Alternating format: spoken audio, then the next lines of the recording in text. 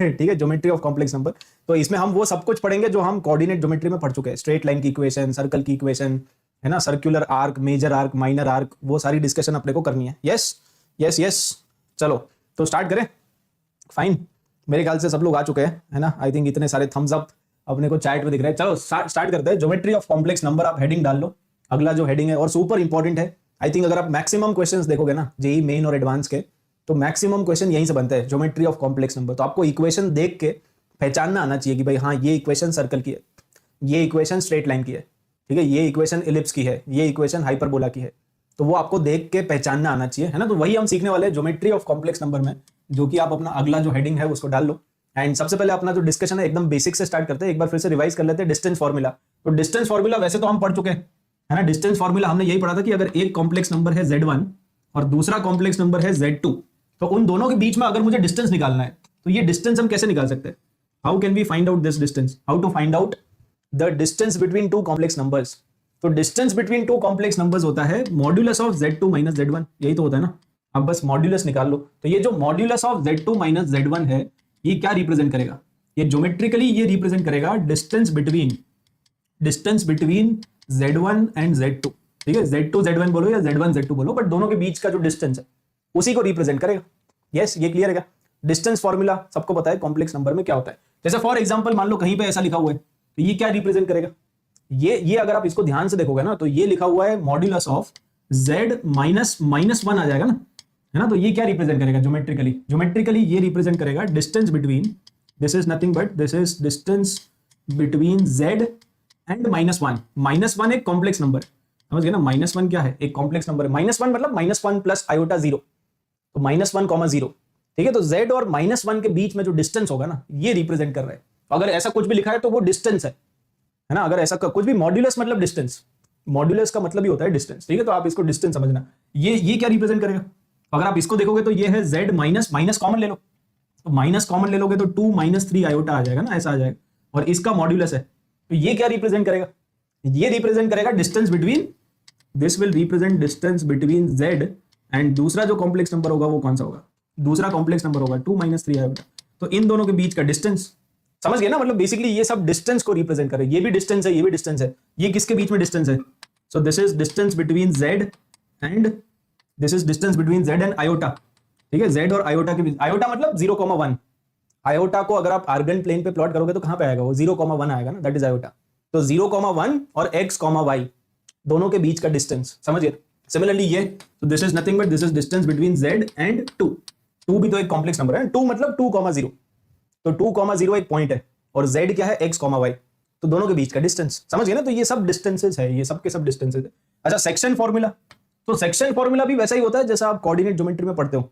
जैसे मान लो कोई एक, ये वाला जो पॉइंट है, let's say this is Z1, ये वाला जो पॉइंट है let's say this is Z2। अब एक और कॉम्प्लेक्स नंबर यहां पे कहीं पे है और ये कॉम्प्लेक्स नंबर है Z, और ये जो कॉम्प्लेक्स नंबर है वो इस लाइन सेगमेंट को डिवाइड कर रहा है इन सम रेशियो m/n, ठीक है। तो ये Z के कोऑर्डिनेट्स हम कैसे निकाल सकते हैं? तो Z के लिए वही आप क्रॉस मल्टीप्लाई कर दोगे, m इंटू Z2 और n इंटू Z1, ठीक है। ये आ जाएगा अपॉन m प्लस n। तो बस यही अपना सेक्शन फॉर्मूला होता है। अगर इंटरनल डिवीजन है तो ये, अगर एक्सटर्नल डिवीजन है तो सिंपली आप यहां पे बीच में माइनस कर दोगे, m into Z2 n into Z1 upon आ जाएगा m माइनस n, ठीक है। तो सेक्शन फॉर्मूला आपको क्लियर है क्या? आप यहां पे बिंदास अपना जो सेक्शन फॉर्मूला होता है वो भी लगा सकते हो। इनफैक्ट आप मिड पॉइंट भी निकाल सकते हो। अगर आपको दो पॉइंट्स गिवन है, मान लो ये वाला पॉइंट है Z1 और ये वाला पॉइंट है Z2, आपको ये मिड पॉइंट निकालना है, तो ये मिड पॉइंट क्या आ जाएगा? ये मिड पॉइंट आ जाएगा Z1 plus Z2 divided by 2। Mid point formula आप लगा सकते हो, ठीक है। तो इवन आप यहाँ पे मिड पॉइंट फॉर्मूला भी यूज कर सकते हो बिंदास, कोई टेंशन नहीं है। अगर आपको दोनों कॉम्प्लेक्स नंबर गिवन है तो मिड पॉइंट निकाल लो, Z1 plus Z2 divided by 2 आ जाएगा, ठीक है। तो ये सेक्शन फॉर्मूला आप आराम से लगा सकते हो। अच्छा, इस चीज को अगर आपने समझ लिया ना, तो ज्योमेट्री ऑफ कॉम्प्लेक्स नंबर्स बहुत आसान हो जाएगा आपके लिए, ठीक है। Complex numbers are basically vectors. Vectors आपने पढ़ा है थोड़ा बहुत, मतलब बेसिक फिजिक्स में आपको पता होगा, है ना। तो कॉम्प्लेक्स नंबर्स जो होते हैं ना, वेक्टर्स की तरह ही होते हैं। जैसे कोई भी एक वेक्टर है मान लो, है ना, ये वाला पॉइंट है, let's say this point is A and let us assume कि this point is B, okay. और ए और बी के पोजीशन वेक्टर्स होते हैं। लेट्स से ए का जो पोजीशन वेक्टर है वो ए है और बी का जो पोजीशन वेक्टर है वो बी है। अगर आपने थोड़ा बहुत वेक्टर्स पढ़ा होगा तो आपको इतना आइडिया होगा कि वेक्टर ए बी हम लिख सकते हैं। और वेक्टर ए बी को हम कैसे लिख सकते हैं? तो वेक्टर ए बी आता है position vector of B minus position vector of A, B minus A आता है ना। हमेशा बाद वाला माइनस पहला वाला, यही होता है वेक्टर्स, है ना। तो जितने भी कॉम्प्लेक्स नंबर्स होते हैं, हमने पहले भी पढ़ा था कि all complex numbers are 2D vectors, all complex numbers are 2 dimensional vectors, है ना, 3 डायमेंशनल नहीं, 2 डायमेंशनल वेक्टर्स। और यहाँ पे क्या, ये b माइनस ए आ जाता है, तो ये वेक्टर ए बी है।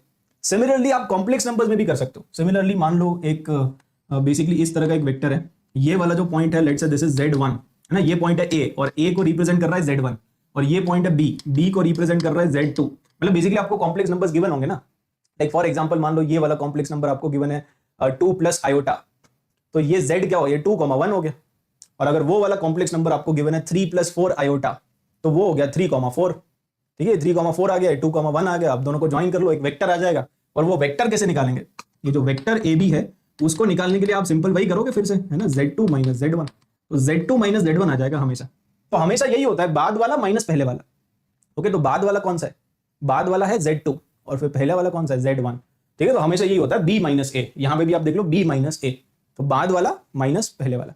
मतलब जो भी वेक्टर का हेड है ना, हेड माइनस टेल आएगा, तो ये हेड माइनस टेल। हेड और टेल आपको पता है ना, जहां पे एरो होता है तो जो एरो है वो हेड है, और यहाँ पे ये टेल है, जहां से वो स्टार्ट हो रहा है, जहां से स्टार्ट हो रहा है वो टेल है। या आप ऐसे समझ सकते हो कि फाइनल माइनस इनिशियल, यहां से ओरिजिनेट हो रहा है ना वेक्टर, यहां से ऐसे निकला और फिर ऐसे गया, कहां पे गया, वहां पहुंचा, तो ये फाइनल माइनस इनिशियल। तो final minus initial, head minus tail, या बाद माइनस पहला, कैसे भी आप समझ लो, but ultimately all complex numbers are like vectors. ठीक है, ये आप जितना जल्दी समझ जाओगे ना उतनी चीजें आसान हो जाएगी। अब देखो, इसी को यूज करके हम यहाँ पे पढ़ने वाले हैं अपना अगला concept, which is the concept of rotation, है ना। इसमें आई थिंक काफी लोगों को दिक्कत आती होगी, इसको एकदम सिंप्लीफाई कर दिया, इसको एकदम सिंप्लीफाई कर देते हैं। ठीक है, देखो इसको समझो पहले तो आप, ठीक है, कॉन्सेप्ट ऑफ रोटेशन को आप समझो। इसमें आपको वेक्टर्स यूज करने पड़ेंगे।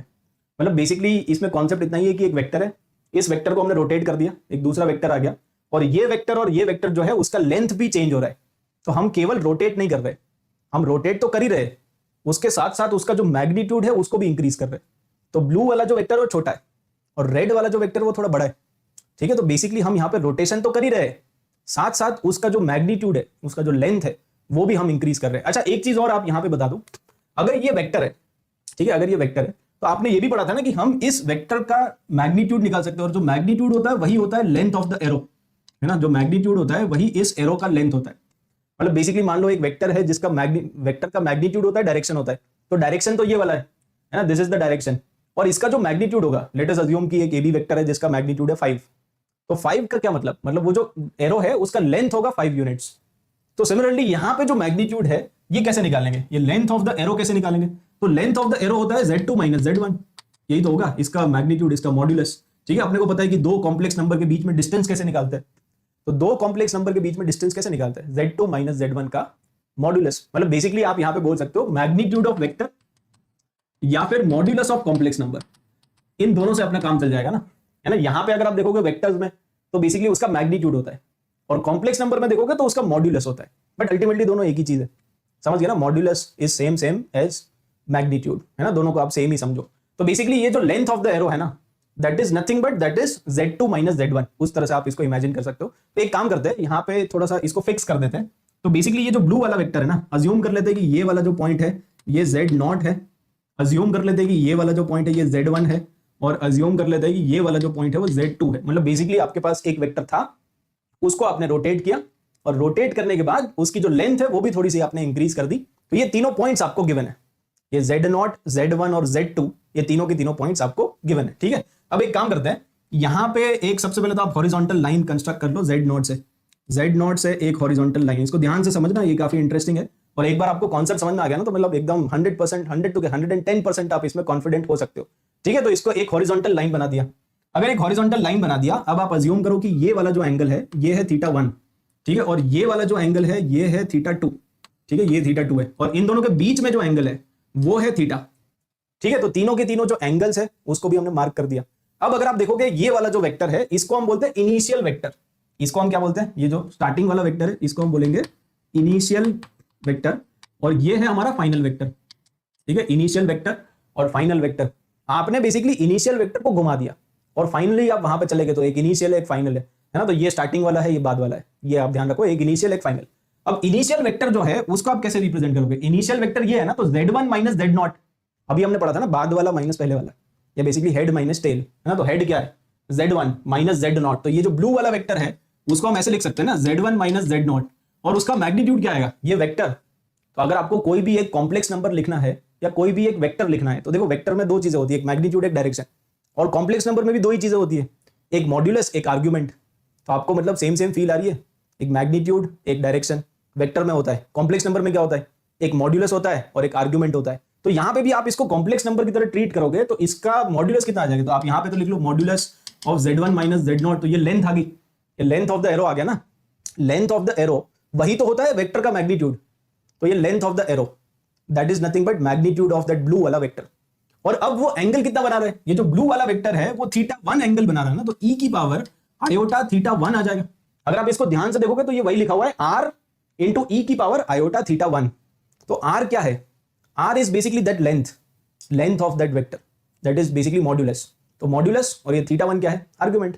तो दोनों चीजें क्लियर है क्या। अब सिमिलरली जो फाइनल वाला वेक्टर है, तो जो फाइनल वाला वेक्टर है वो आपका है z2 माइनस जेड नॉट, है ना, final minus initial head minus tell, तो हेड माइनस टेल, और उसका लेंथ कितना आएगा, उसका मॉड्यूलस कितना आएगा, तो वहां पे आ जाएगा z2 माइनस जेड नॉट का मॉड्यूलस, और e की पावर उसका आर्गुमेंट कितना है, कितना एंगल बना रहा है वो कितना एंगल बना रहा है, θ2 एंगल बना रहा है। तो ये दूसरी इक्वेशन आ गई, और दोनों इक्वेशन को डिवाइड कर दो, मतलब basically equation 2 divided by equation 1 कर दो।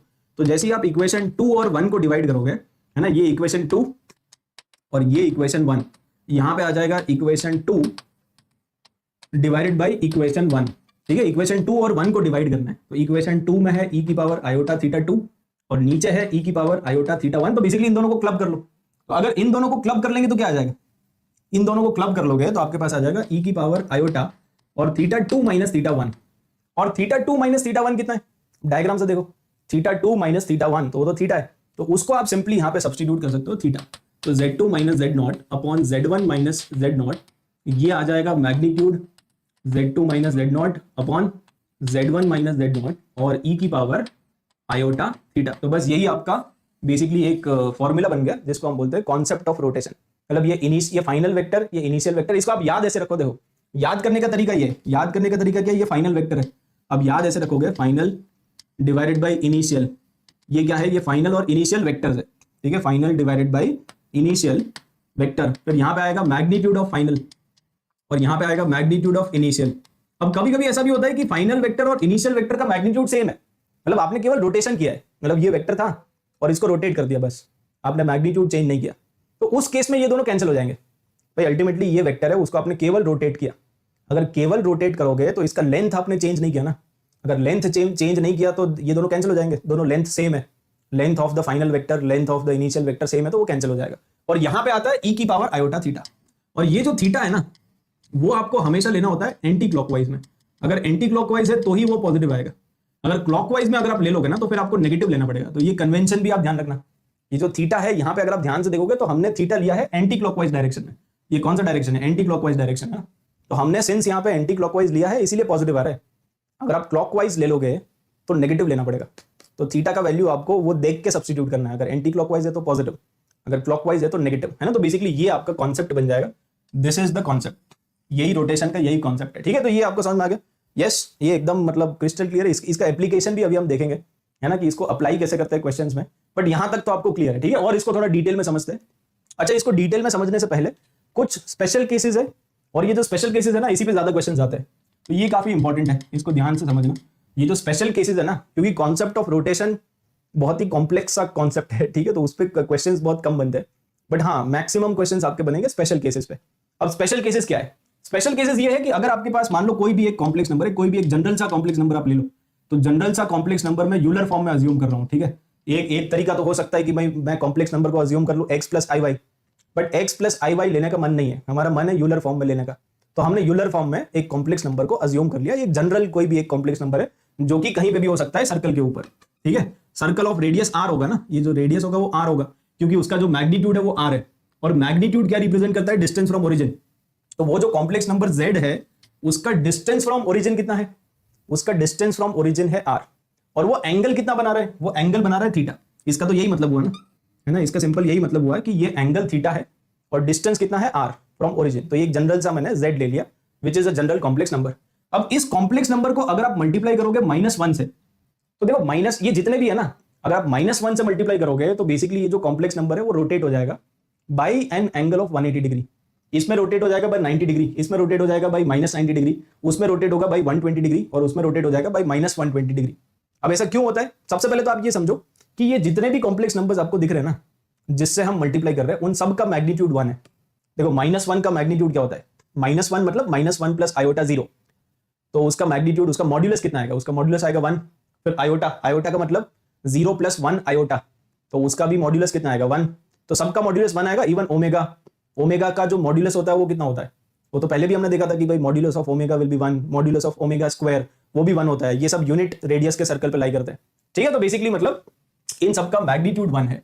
अब देखो एक चीज और आप समझो, -1 को अगर मैं यूलर फॉर्म में कन्वर्ट करूं, -1 को यूलर फॉर्म में कैसे कन्वर्ट करेंगे? इसका r कितना आएगा और इसका थीटा कितना आएगा? तो -1 को अगर आप कन्वर्ट करोगे तो इसका मैग्नीट्यूड, इसका जो मॉड्यूलस है वो 1 है, और e की पावर आयोटा पाई आएगा, क्योंकि तभी तो बनेगा ना cos pi plus iota sin पाई। तो cos पाई का वैल्यू -1 होता है और sin पाई का वैल्यू 0 होता है। तो बेसिकली अगर आप इसको कन्वर्ट करोगे तो इसका मॉड्यूलस है 1 और ये पॉइंट है -1,0।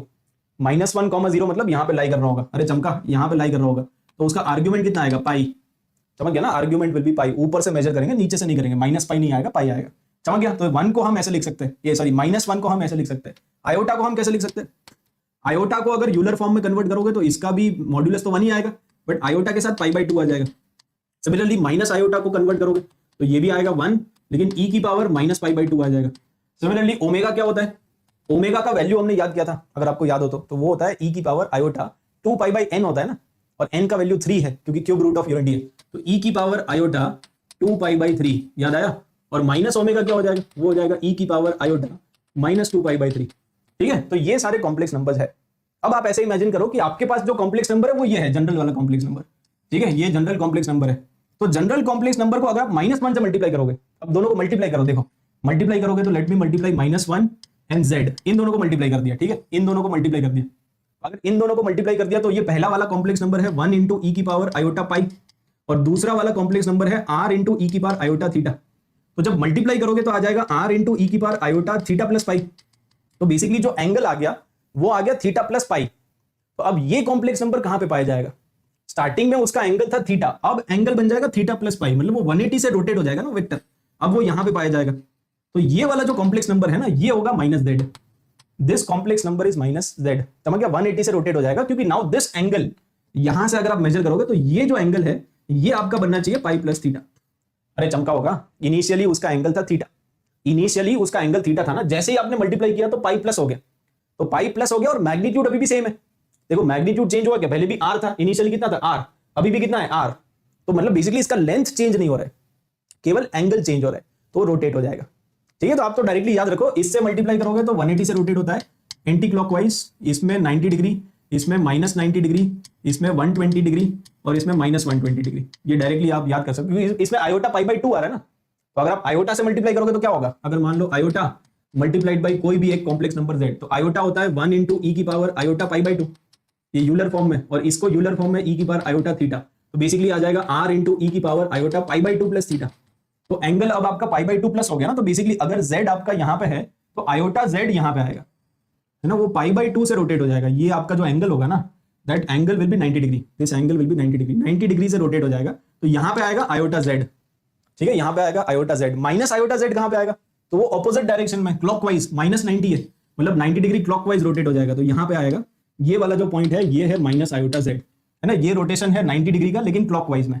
Again this angle is 90 degree but it is clockwise, क्योंकि नेगेटिव है। ठीक है, सिमिलरली ओमेगा कहां पे आएगा? ओमेगा के लिए आप 120 डिग्री से रोटेट करोगे, क्योंकि एंगल यहां पे है, ये 120 डिग्री है, 2π/3।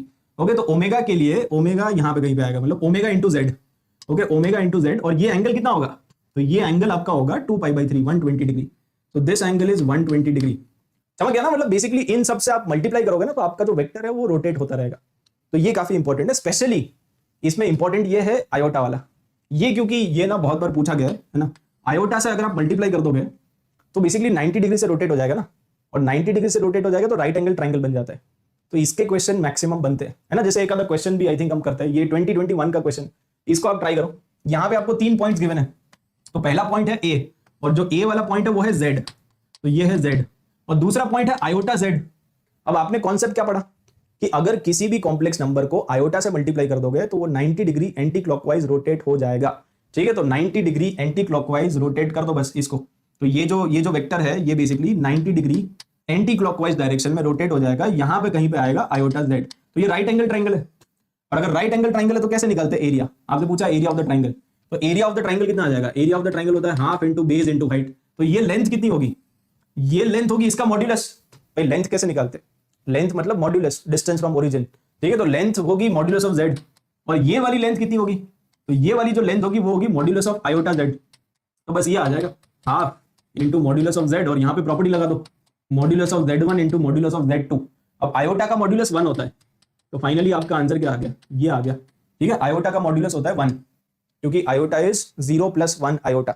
समझ गया ना? तो ये बस option B is the answer. तो समझ जाओगे अगर बेसिकली ये क्लियर है ना, अगर आप आयोटा से मल्टीप्लाई करोगे, अगर Z है और आयोटा Z है तो 90 डिग्री एंटी क्लॉकवाइज आपका रोटेट हो जाएगा। अगर Z है और माइनस आयोटा Z है तो 90 डिग्री क्लॉकवाइज रोटेट हो जाएगा। बस आपको 90 डिग्री से रोटेट करना है। आयोटा और माइनस आयोटा में, ओमेगा और माइनस ओमेगा में 120 होता है, और -1 में 180 होता है। ठीक है, चमक गया होगा मेरे ख्याल से। यस, और आगे बढ़ते हैं। अच्छा, एक और चीज मैं आपको यहां पे सिखाता हूं। इक्विलैटरल ट्राइंगल में ये प्रॉपर्टी होती है, like if Z1 Z2 Z3 are the vertices of equilateral triangle, तो फिर ये प्रॉपर्टी होती है। तो इसको आपको याद रखना है। इसके ऊपर भी क्वेश्चंस ऑलरेडी आ चुके हैं।